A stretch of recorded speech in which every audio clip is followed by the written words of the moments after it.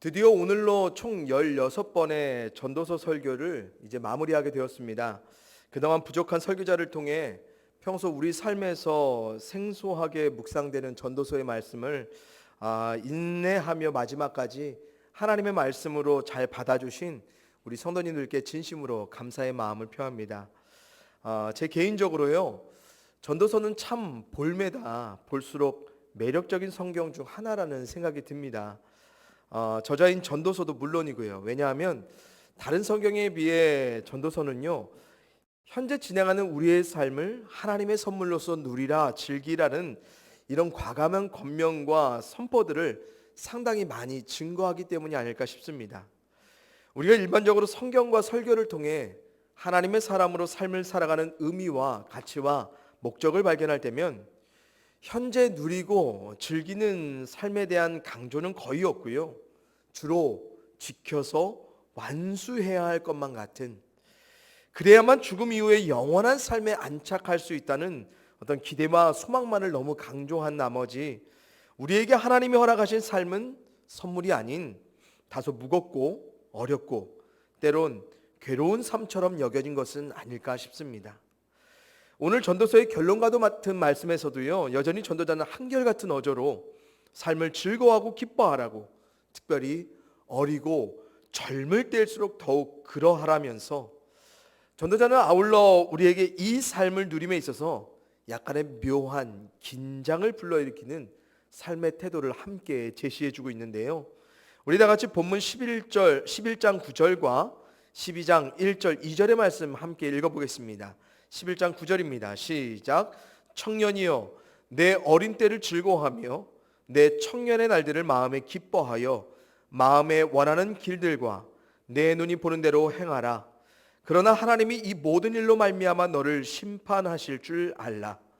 너는 청년의 때에 너의 창조주를 기억하라. 곧 곤고한 날이 이르기 전에, 나는 아무 낙이 없다고 할 해들이 가깝기 전에, 해와 빛과 달과 별들이 어둡기 전에, 비구름 뒤에 구름이 다시 일어나기 전에 그리하라. 아멘. 우선 본문에서 전도자가 삶을 즐거워하고 기뻐해야 할 대상으로 언급한 청년이란 단어에 대해 우리가 너무 한정적인 제한을 둘 필요는 없을 것 같습니다. 히브리어 청년이란 단어는요, 분명히 신체적으로, 정신적으로 어떤 성숙함의 과정 가운데 있는 혈기왕성한 한때를 보내는 미혼자를 뜻하는 단어이긴 합니다. 제 개인적으로는 전도자가 그럼에도 불구하고 왜 청년이란 단어를 사용했을까? 제 생각으로는 하나님의 선물로서의 삶을 최대한 일찍부터 제대로 누리기를 원하는 마음에서 청년이란 단어를 사용한 것이 아닐까. 또한 청년의 때와 같은 삶의 평생을 열정적으로 누리기를 원했던 전도자의 마음이 함께 있지 않았을까라는 생각을 좀 해봅니다. 그렇다면 전도자는 우리가 하나님의 선물로서의 삶을 청년과 같이 최대한 일찍 어떻게 제대로 열정적으로 누리기를 원할까? 먼저 전도자는 삶을 즐거워하며 마음에 기뻐하는 대로 살라라는 아주 과감한 선포를 합니다. 심지어 우리가 보기 원하는 대로 행하라고까지 아주 강력한 표현을 사용하죠. 이 얼마나 위안이 되고 좀 응원이 되는 하나님의 말씀입니까? 하나님의 말씀 안에 이토록 우리의 삶을 긍정하며 우리에게 주어진 삶을 선물처럼 느끼게 만드는 이런 매력적인 말씀도 아마 성경 어디에서 찾기도 쉽지 않을 것 같습니다. 성도님들, 청년과 청년의 때가 우리에게 주는 삶의 의미가 무엇일까요? 오늘날 우리나라의 청년들이 살아가는 이런 부정적인 삶의 현실을 잠시 제쳐두고요, 온전히 청년, 젊음 하면 떠오르는 삶에 대한 이상이 무엇이겠습니까? 아무래도 청년의 젊음을 생각하면 가장 먼저 불타는 열정과 겁없는 용기, 또는 안이함을 벗어나려는 과감한 도전과 모험, 그리고 끝도 없이 그려낼 수 있는 미래에 대한 이상적 기대와 소망이 아닐까 싶습니다. 그러기에 청년의 때는 가진 것이 없고 좀 제대로 갖춰진 것이 없어도요, 나름 즐거워하며 기뻐할 수 있고, 또한 삶 가운데 기뻐할 만한 마음에 많은 소원과 소망들이 생기고요, 더불어 자신의 이런 미래적 소원과 소망 안에 눈에 원하는 것들이 많이 보여지는 시기가 바로 청년의 때가 아닌가 싶습니다. 그렇습니다. 하나님의 선물로서의 삶은 이렇게 청년처럼 젊게 사는 것입니다. 그러기에 주어진 삶의 한계 안에 갇히지 않고 끊임없이 즐거움과 기뻐함을 추구할 수 있는, 또한 계속해서 마음의 이상적 소원과 소망을 하나님 안에서 그려낼 수 있는, 그러기에 거듭하여 하나님 때문에 하고 싶은 일들이 너무너무 많아지는 그런 것들이 눈에 보여지는 삶, 바로 우리가 살아내야 할 하나님의 선물로서의 삶이라는 것입니다. 왜요? 12장 1절의 말씀처럼 우리는 창조주 하나님을 기억하며 사는 자들이기 때문입니다. 그래서 창조주를 기억하는 자는 청년처럼 젊게 살 수밖에 없어요. 우리 창조주 하나님이 누구십니까? 우리 인생의 시작이자 우리의 삶의 모든 것을 인도하여 내실 바로 설계자 같은 분이세요. 또한 하나님의 창조 행위가 우리에게 주는 여러분 소망이 무엇입니까? 바로 무에서 유의 창조예요. 오늘날 우리가 삶에서 경험하는 있던 것들의 새로운 조합으로서의 어떤 창조적인 것이 아닌, 하나님은 없는 것에서 있을 것을 만들어내시는 아주 전능한 분이시죠. 바로 우리가 믿고 기억하는 창조주 하나님, 이런 하나님이세요. 이런 전능한 하나님이 우리의 삶을 선물로서 설계하셨다. 그래서 이런 창조주의 선물을 받은 자는 있을 것에서만 삶의 이유와 목적을 찾지 않죠. 청년처럼 주어진 한계를 넘어선 열정적인 기쁨과 즐거움을 삶의 모든 자리 가운데 추구할 수 있습니다. 끊임없이 창조주 하나님을 기대하며 내게 주어진 삶의 제한을 넘어설 마음을 기대와 소망 가운데 품어갈 수 있습니다. 그리고 창조주 하나님이 그 마음의 소원대로 이루어 주실 삶의 길을 우리 눈에 보여주시면 거기에 과감하게 당당하게 하나님 때문에 보이지 않아도 행할 수 있어요. 누구처럼? 바로 청년처럼요. 영국의 최고 지성인 기독교 작가였던 C.S. 루이스가 헤아려 본 슬픔이란 자신의 책에서 이런 말을 했어요. 계산에 넣고 있었던 믿음은 믿음이 아니라 상상일 뿐이다. 어쩌면 오늘날 철저히 계산적인 논리적인 합리적인 삶의 흐름 안에 사는 우리에게 더없이 절실하게 요구되는 믿음은 바로 계산되지 않는, 계산할 수 없고 예상할 수 없는 삶을 무에서 유를 창조하시는 하나님 때문에 청년과 같이 열정적으로 적극적으로 누리고 원하고 행하고자 하는 삶이 아닐까 싶습니다. 그래서 이런 믿음 때문에 더욱 하나님을 기억하는 삶을 살아갈 수밖에 없는 것이고요. 사랑하는 성도님들 어떠십니까? 지금 삶이 즐겁고 기쁘세요? 창조주 하나님께서 선물로서 주신 이 삶에서 누리는 즐거움과 기쁨이 있으십니까? 그래서 창조주 하나님이 기뻐하실 삶의 소망과 기대를 마음에 그려내며 우리 자신의 능력이 아닌 하나님의 능력으로 그런 소원들이 이루어지기를 소원하십니까? 또한 마음에 그려진 그대로 눈에 보여진 것들을 창조주 하나님 때문에 행할 용기와 열정이 있으십니까? 만약 이런 것들이 없다면 나이와 상관없이요, 우리가 한번 우리의 삶을 돌아볼 필요가 있을 것입니다. 왜냐하면 창조주 하나님을 믿는다면 청년처럼 이런 삶을 젊게 추구할 수 있게 되어 있거든요. 그리고 이런 실지 않은 믿음 안에 살 수밖에 없고요. 하나님 없이 사는 세상의 많은 사람들도요, 이렇게 삶을 누리고 있음을 우리가 확인하는데 어떻게 전능하신 하나님, 창조주 하나님을 힘입어 살아가는 우리 삶에 하나님이 선물로 허락하신 삶 안에 즐거움과 기쁨을 누리지 못하고 또한 마음에 원함이 없고 행하여 이루고자 하는 눈에 보여질 이상적 소망이 없다면 그거는 그렇게 못 사는 우리 잘못이고 그렇게 안 사는 우리의 책임입니다. 저는 먼저 우리 질그릇교회 모든 성도님들의 삶을 바라보는 관점과 태도가 우리 인생의 설계자 되신 창조주 하나님을 기억함으로 청년과 같이 과감하게 도전적으로 적극적으로 삶을 누리고 원하고 행할 수 있기를 간절히 소원합니다. 그렇다면 우리가 왜 하나님의 선물로서의 삶을 이렇게 청년처럼 누리며 살아가지 못할까? 여러 이유들이 있겠지만 저는 전도자와 같은 관점에서 바라보기 원합니다. 창조주 하나님에 관한 믿음과 기억이 우리 가운데 점점 흐릿해져 가기 때문이다. 아까도 말씀드렸습니다. 창조주 하나님 어떤 분이시라고요? 바로 무에서 유를 창조해내시는 분이시죠. 그런데 우리가 삶을 즐거움과 기쁨으로 누리며 마음의 미래적 원함을 행함으로 살아내는 과정 가운데 늘 염려하며 걱정하는 것이 무엇입니까? 바로 우리는 무가 아닌 유에만 주목하기 때문에 그렇습니다. 그래서 없으면 누릴 수 없고 추구할 수 없어요. 그래서 있을 때까지, 다 갖춰질 때까지 기약 없는 기다림 가운데 머무르죠. 즐거움 없이, 기쁨 없이요. 또한 우리가 마음의 기대와 소망을 그려낼 때 있을 만한 것들만을 원하지요. 그러나 우리 창조주 하나님께서는 당장에는 없지만 하나님의 전능한 능력으로 우리 삶 가운데 있게 하실 만한 것들을 우리 가운데 기대와 소망으로 그려내시죠. 또한 하나님이 우리 마음에 감동해 주시고 눈에 보여주시는 삶의 다음들이 계속해서 제시되죠. 그런데 우리는 지금 자신의 유한한 상태와 조건만을 재다가 창조주 하나님이 전혀 새롭게 그려내실 삶의 다음을 자꾸만 놓치죠. 뭡니까?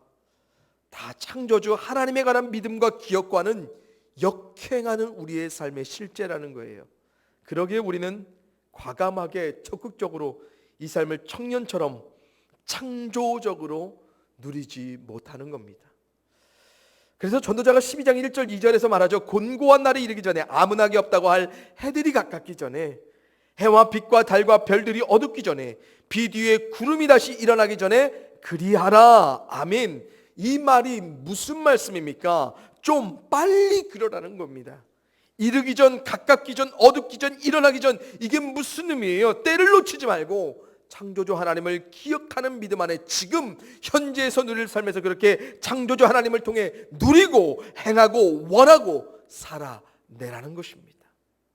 물론 우리들은 비록 하나님이 선물로서 허락해 주신 삶이지만 삶의 각자의 분량에 있는 맞는 한계와 제한 또한 하나님이 허락해 주셨죠. 그러기에 우리는 그런 한계와 제한을 부정하고 불만하면서 살지 않고 이런 삶에서도 지혜롭게 만족하며 하나님의 선물을 삶에 누리며 원하며 행하고 살지요. 하지만 분명한 것은 피조물인 우리가 그려낼 수 있는 그 한계와 제한만으로 단정한 채 창조주 하나님을 기억하는 삶이 우리 가운데 있다면 우리는 그런 안에 갇혀 살면 안 된다는 것입니다. 그래서 프랑스의 기독 철학자 자크 엘루리라는 분이 창조주 하나님을 기억하는 삶의 존재의 이유라는 책에서 이런 말씀하셨어요. 제가 읽어드립니다. 하나님이 당신에게 요구하는 것은 모든 것은 정확히 현재의 기억 속에 하나님의 기억을 일치시키는 것, 쓰지 않는 낡은 구석에 하나님을 내버려 두지 않는 것, 하나님을 동상이나 우상이나 부적절한 형상처럼 먼지에 덮이도록 내버려 두지 않는 것이다 라고요. 뭐라고 하세요? 하나님을 낡은 구석에 먼지 덮인 동상이나 우상처럼 내버려 두지 않는 것, 이것이 바로 현재의 삶 속에 우리 창조주 하나님을 기억하는 삶이라고 말하고 있습니다. 사랑하는 우리 칠그룹교회 성도님들, 여러분의 삶 가운데 불가능이란 없으신 무에서 유를 창조해내실 전능한 하나님을 제발 그냥 인생 가운데 저쪽 구석에 먼지 덮인 채 내버려 두지 않기를 주님의 이름으로 간절히 축원을 드립니다.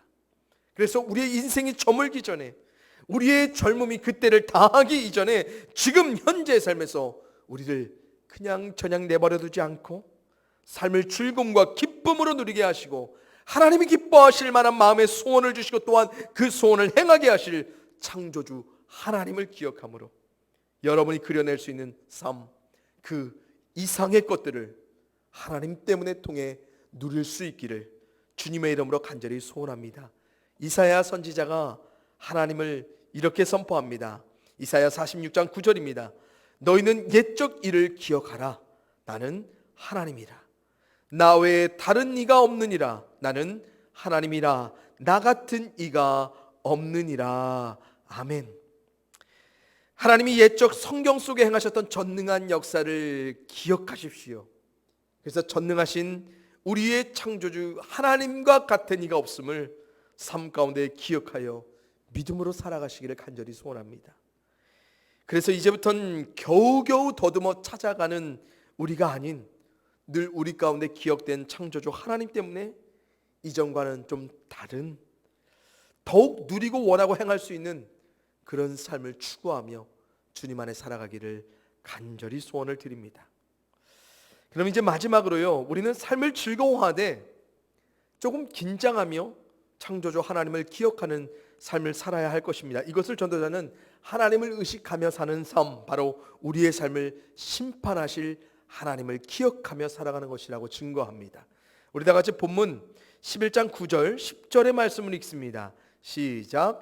청년이여 내 어린 때를 즐거워하며 내 청년의 날들을 마음에 기뻐하여 마음에 원하는 길들과 내 눈이 보는 대로 행하라. 그러나 하나님이 이 모든 일로 말미암아 너를 심판하실 줄 알라. 그런즉 근심이 내 마음에서 떠나게 하며 악이 내 몸에서 물러가게 하라.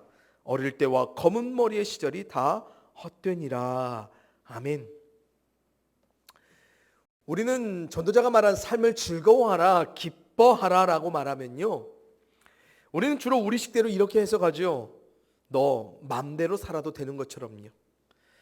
그래서 삶을 살아내는 태도와 방식에 있어서 우리 중심적으로 즐거움과 기뻐함을 추구하며 살아가고자 하죠. 때론 본문 19장 10절의 말씀과 같이 악한 일을 행하지 않는다면 근심하지 않고 담대하게 그 삶을 자기 중심적으로 살아내는 우리들입니다. 그러기에 우리는 자주 하나님 없이 삶의 즐거움과 기쁨만을 추구하더라는 사실입니다.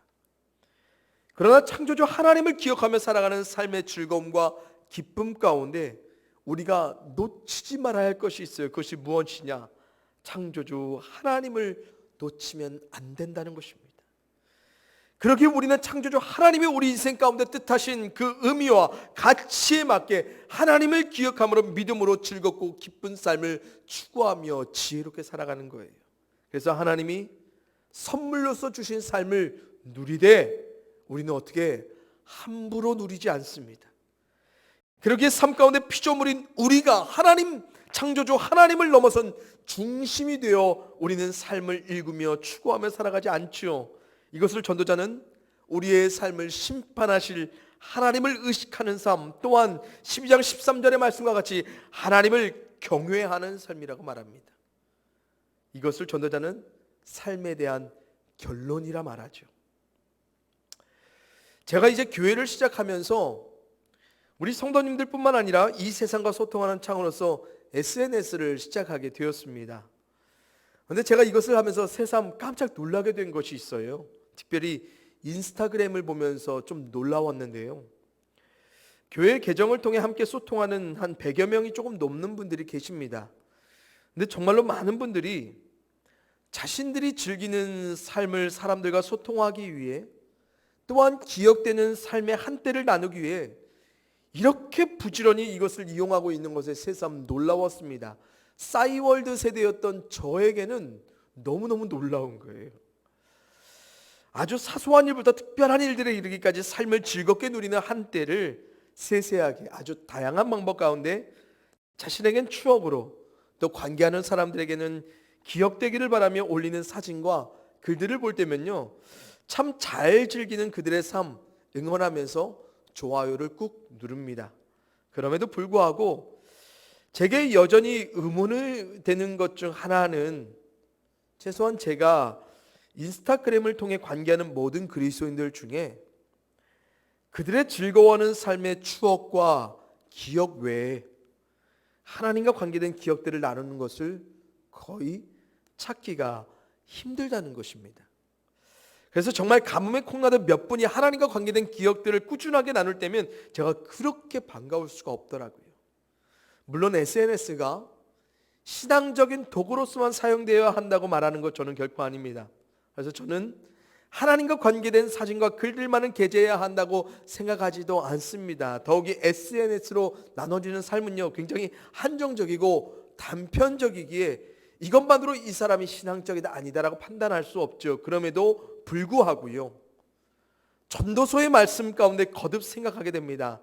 즐거워하는 삶을 나누는 것 참 좋은데 하나님에 관한 기억들 왜 전무할까?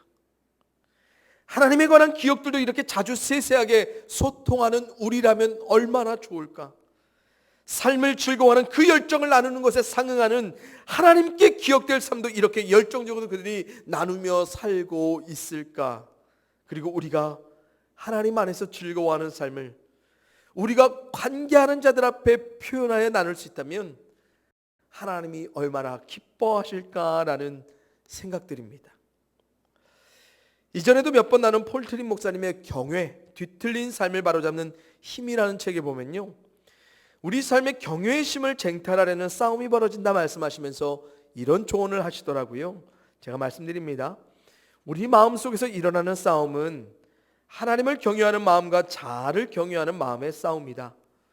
피조물 간의 수평적인 경외감은 하나님과 피조물 간의 수직적인 경외심을 자극하는 역할을 할 따름이다.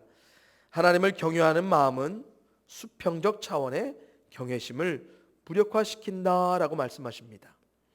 여러분, 하나님을 경외하는 마음과 우리 자신이죠, 자아를 경외하는 마음의 싸움, 아마 우리가 매일 평생에 겪어내야 할 영적 전투입니다.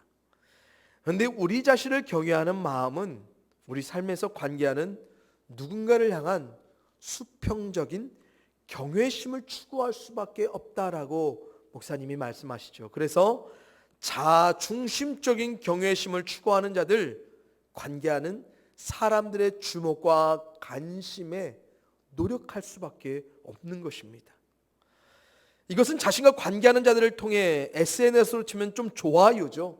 즉 자신의 즐거움이 다른 이들에게 어떤 감탄과 인정을 받게 될 것인가를 목적하며 우리들이 사람들을 의식한 삶을 추구하는 것, 뭐다? 자중심적인 경외심을 추구하는 자들이다 말합니다. 하지만 폴트린 목사님 말씀하십니다. 수평적 경외심, 단지 하나님과 수직적인 경외심을 자극하는 자극제일 뿐이라고요.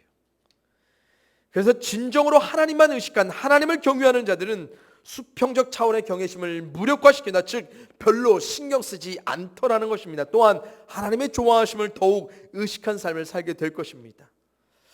여기서 오해하지 마십시오. 제가 SNS 하지 말라고 말씀드리는 거 절대로 아닙니다. 누군가의 좋아요를 기대하면 하나님을 경외하는 삶 살아가지 않는다는 제가 말씀드리는 것도 결코 아닙니다. 그럼에도 불구하고 우리 자신에 관해 좀 솔직해 볼 필요는 있을 것 같습니다. 우리가 하나님을 더 의식하며 살아가는지, 우리가 우리의 관계한 사람들을 더 의식하는지, 우리 하나님을 경외하는 자인지 나 중심의 경외함을 받고자 하는 자들인지, 그래서 우리가 사람들에게 기억되기 원하는 그 열심에 비해 정말 하나님께도 그런 기억되는 삶의 한때를 하나님 앞에 청년과 같이 열정적으로 나눠가고 있는지요. 어쩌면 우리의 삶을 즐거워하는 열심과 열정에 비해 삶을 즐거워하기만을 바라는 우리의 행함에 비해 상대적으로 너무나 빈약하고 초라한 하나님에 관한 하나님 앞에 기억을 갖고 살아가는 우리가 아니겠습니까? 그래서 하나님이 우리의 즐거워하는 삶의 그때를 다 지난 후에 돌이켜 심판하실 때면 우리의 삶 안에 즐거움만 남고 하나님을 경외하며 즐거워했어야만 할 삶의 것들은 어떻게 판단될까? 저는 가끔씩 두려운 마음이 듭니다. 그래서 전도자가 말한 12장 7절이죠. 흙은 여전히 땅으로 돌아가고 영은 그것을 주신 하나님께로 돌아가기 전에 기억하라는 이 말씀은 하나님을 경외하며 하나님께 기억됨이 없이 삶을 즐거워만 하는 우리에게 경각심과 좀 긴장감을 불러옵니다. 하나님께 돌아가기 전에 하나님 앞에 기억되어야 할 삶, 이것은 단지 삶의 즐거움을 많이 누림에 있지 않고 하나님을 경외하는 삶 안에 즐거워하는 데 있다라는 사실입니다. 그래서 우리가 단지 죄짓지 않고 즐기면, 우리가 악한 일을 하지 않고 기뻐하는 삶을 누리면 이것이 단지 하나님을 경외하는 삶의 끝이 아니라는 거예요. 근데 사실 이런 삶은 하나님을 기억하지 않아도, 하나님에 관한 경외감 없어도 자기 자신 자아를 경외하는 열정적인 마음만 있다면 누구든 이 세상 가운데 사람들이 살아낼 수 있는 삶이 아니겠습니까? 그런데 이런 삶에서 하나님을 경외하는 자와 그렇지 않은 자의 어떤 구별됨이 있을까? 없지요. 없는 것이 당연하죠. 사랑하는 우리 질그릇교회 성도님들, 우리가 살아낸 삶에는 반드시 하나님의 심판이 있습니다. 이것을 우리는 하나님을 경외하는 믿음 안에, 또한 그분을 경외하는 삶 안에 늘 두려움 가운데 의식하며 살아가야 합니다. 그렇다고 하나님을 기억하며 경외함이 두려워 벌벌 떨면서 사는 삶 결코 아닙니다. 만약 그렇다면 하나님이 선물로서 허락하신 이 삶 결코 누릴 수도 없고 그러기에 즐겁거나 기쁘지도 않을 것입니다. 대신 창조주 하나님을 기억하며 경외함으로 살아가는 우리들은 날마다 하나님 중심으로, 창조주 하나님이 우리를 만드신 그 목적하심에 맞게 그 안에서도 충분히 즐거워하며 삶을 기뻐할 수 있다는 것을 늘 기억하는 것입니다. 여러분, 주님께서 주시는 평안은 세상에 줄 수 없다는 말씀과 같이 창조주 하나님을 기억하며 경외하는 믿음 안에 발견된 창조적 즐거움과 기쁨은요, 세상과는 비교도 할 수 없는 것입니다. 또한 세상의 좋아요보다 하나님이 우리를 좋다 여기시는 그 삶에 대한 기대와 소망이 우리 가운데 늘 위로와 소망으로 함께하기를 간절히 소원합니다. 그러기에 우리는 세상이 아닌 우리를 만드신 하나님의 뜻 가운데 그분 중심으로 충분히 삶을 기뻐하며 즐거워하며 살아갈 수 있는 것이고요. 그리고 심판을 두려워하며 살아가는 것이 삶이 아닌 하나님을 의식하지만 청년처럼 열정적으로 담대하면서도 신중하고 유익한 삶을 하나님께 기억되게 살아갈 수 있는 것입니다. 이제 말씀을 맺고자 합니다. 사랑하는 성도님들, 우리 창조주 하나님이 허락하신 삶 가운데 창조주 하나님께서 우리 가운데 새롭게 이루시고 지어가실 삶의 창조적 역사를 기억하심으로 우리가 기대하고 소원했던 그 이상의 누림과 원함과 행함을 즐거운 기쁨으로 하나님을 통해 더욱 풍성하게 경험하며 살아가는 우리 모두가 될 수 있기를 간절히 소원합니다. 또한 우리가 즐거워하는 삶만의 피조물인 우리가 중심이 아닌 온전히 하나님 중심이 되어 기억된 삶, 그래서 하나님 경외함이 묻어나는 삶의 한때를 정말 열정적으로, 도전적으로, 적극적으로 즐거움과 기쁨 가운데 풍성하게 누려가는 우리가 되기를 소원합니다. 아시죠? 우리 교회는 다 연령대에 있어서 참 젊습니다. 저도 젊고요. 그러기에 우리 하나님, 창조주 하나님을 맛보며 살아갈 그 삶의 기대와 소망이 더욱 풍성한 것 같습니다. 이런 경험들이 우리 질그릇교회 안에, 또 우리 성도님들을 마주하는 많은 세상 사람들 안에 더 풍성하게 나누어지는 그 삶이 우리 가운데 온전히 이루어지기를 주님의 이름으로 간절히 축원을 드립니다. 함께 기도하겠습니다. 우리의 삶을 하나님의 선물로서 허락하신 그 은혜에 참으로 감사를 드립니다. 우리가 무엇이간데 날마다 인생 가운데 하나님의 선물로서의 삶을 즐거움과 기쁨으로, 또 기대와 소망으로, 또 행함으로 살아갈 수 있게 하시니 하나님 참 감사합니다. 창조주 하나님이 계시기에 이 모든 것들이 가능했고, 또한 하나님을 믿는 그 믿음 안에 우리가 원하고 바라고 행할 수 있는, 또 누릴 수 있는 그 이상의 것들을 날마다 소망할 수 있게 되면 더욱 감사합니다. 하나님, 우리가 창조주 하나님을 기억하는 이 삶, 전능하신 하나님께로부터 시작될 그 삶의 능력을 힘입어 살아갈 때 우리 자신의 한계 안에서만 갇혀 지내지 않게 하시고 하나님 때문에 꿈꿀 수 있는 그 이상의 것들을 더욱 이 세상 안에 창조적으로 누리며 살아갈 수 있도록 도와주시옵소서. 그러기에 우리는 젊게 살아갈 수밖에 없고 열정적으로, 적극적으로 하나님 때문에 살아갈 수밖에 없습니다. 그런 삶의 은혜가 모든 성도님들 가운데 충만하게 임재하게 하여 주시옵소서. 또한 때론 하나님, 우리가 삶을 즐겁게 하신 하나님을 기억하지 못하고 우리 삶의 즐거움의 중심으로만 빠져 하나님 경외함이 없는 그런 삶이 있지는 않습니까? 우리가 늘 주의하여 경계하게 하시고 하나님 때문에 사는 삶이오매 하나님 중심으로 늘 살아가게 하여 주시옵시며, 그 안에서도 충분히 우리 가운데 즐거움과 기쁨을 누리게 하실 하나님을 날마다 기대하고 소망하게 하여 주시옵소서. 방종하지 않게 하시고 우리 스스로가 창조주 하나님이 되어 우리가 원하는 즐거움과 기쁨만을 추구하며 살아가지 않게 하셔서 정말로 하나님께 기억되는 삶, 후에 하나님의 심판을 두려워하는 존재가 아니라 하나님의 심판 앞에 기뻐함과 감사함의 은혜로서 보상과 칭찬을 듣는 우리의 다음이 될 수 있도록 도와주시옵소서.